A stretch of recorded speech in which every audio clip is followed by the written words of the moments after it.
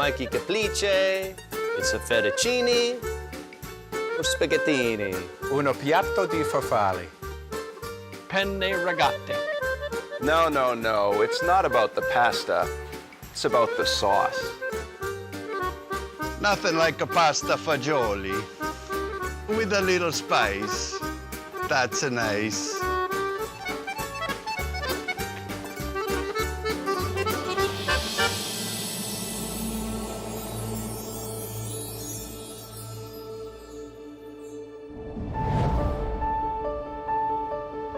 I moved from Montreal to Toronto in the 70s. It was an exciting time to come to the city. Downtown in particular was booming. TD Centre was being built. First Canadian Place was under construction. The city was going through a tremendous growth spurt. And one of the best things I did is I got involved with the Junior Board of Trade as a volunteer. He loved the people, he loved the action, he loved the change. Paul had come from Montreal and felt like an outsider, came into Toronto, and he just felt the world was his oyster. So that volunteering started early in my career. And I would say first with the Junior Board of Trade, and then through that experience, I got to know a little bit more about Toronto and got some exposure to what was then the early emerging office leasing business, and joined A.E. LePage as an office leasing agent. From the get-go, he absolutely loved real estate. He bought his first house with a partner down on Lansdowne. They managed to have every horror story that happened at that time, but he loved it, and he never looked back. That was his start in the business. When Royal LePage merged with Cushman & Wakefield, I always saw that as an opportunity to see what's happening in New York, what's happening in other major cities. How did we Canadians shape up when it came to the skill set and the deliverables? But more importantly, what were the trends happening in the US, knowing that probably pretty strong likelihood that those trends would find their way to Toronto in time. I first met Paul years ago when he was managing the office leasing team here in the Toronto office of what was then Royal LePage. It was the largest and best office leasing group in the country, composed entirely of very unruly type A personalities. It was a barrel of monkeys down on the 10th floor, and Paul was this polished gentleman. There was a dignity to him, and as a young employee, that's something that was immediately apparent. He's a remarkably calm and composed individual who's able to keep his head in almost any situation, no matter how difficult it becomes.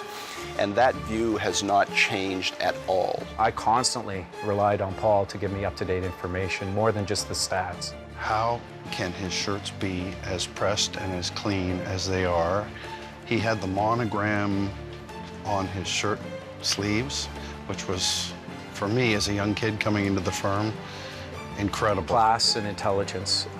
If anything, it's grown over the years. The man really knows real estate. I enjoyed the competitiveness of the business, and I enjoyed what it did to bring out the best in people.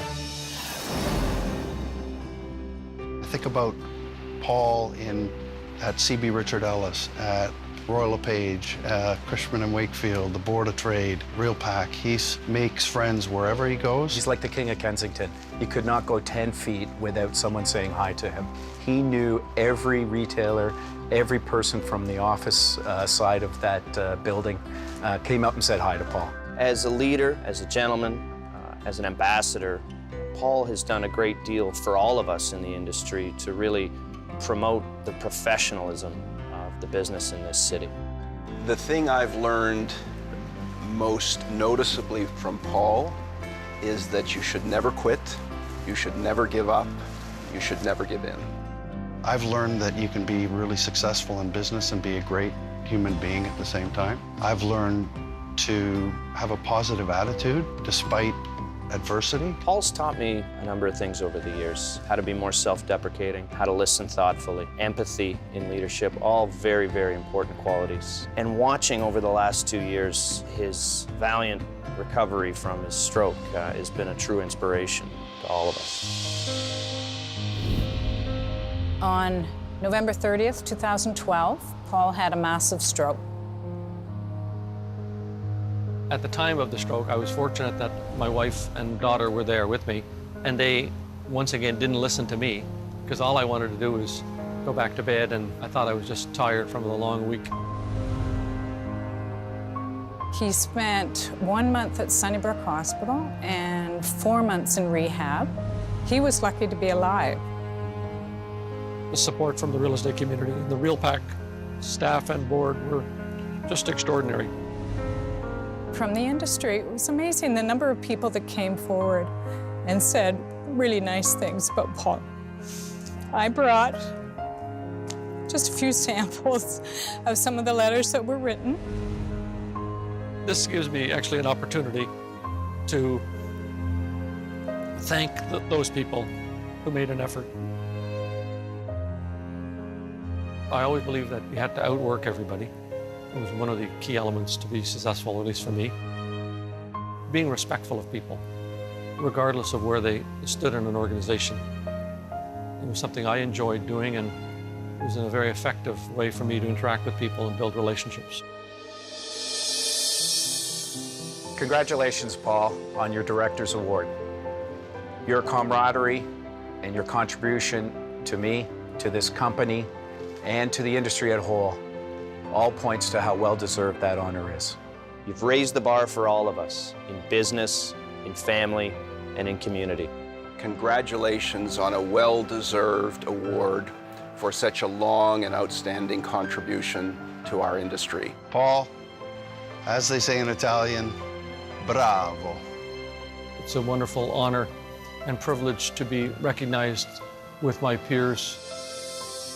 Thank you for making this a very special night for me and for my family.